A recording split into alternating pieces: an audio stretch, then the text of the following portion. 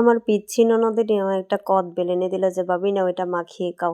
আর একদম গাছ পাকা, একদম পাকা কদবেল, এত সুন্দর এত সফট ছিল, ভিতরে পুরা গাছের মধ্যে পাকে গেল।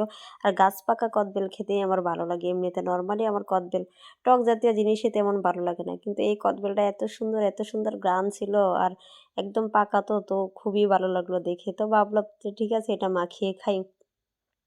আর আমি কখনো আগে মাখাইনি, তো ওদের কাছ থেকে আইডিয়া নিতেছিলাম যে কিভাবে মাখাবো। তো ওরা আমায় বলে দিতেছিল যে এটা ওটা দেও, ওরাই আমারে সব এনে দিল, লেবু পাতা, তারপরে এই তো মরিচ, লবণ, তারপরে লেবু পাতা নিয়ে বসলাম। তো এই যে লবণ দিয়ে তারপরে মরিচের গুঁড়া, শুকনো মরিচ আমি ভেজে সবসময় এভাবে গুঁড়া করে রাখি, আমার ভালো লাগে মাঝে মধ্যে খাইতে। তো ওটাই দিলাম মাখিয়ে, তারপরে লেবু পাতা ছিঁড়ে সব কিছু দিয়ে একসাথে মাখালাম। আর এভাবে মাখিয়ে তারপরে খেতে এটা অনেক ভালো ছিল। আর একদম তো গাছ পাকা বললামই তো, অনেকটা ভালো ছিল এই কদবেলটা খেতে।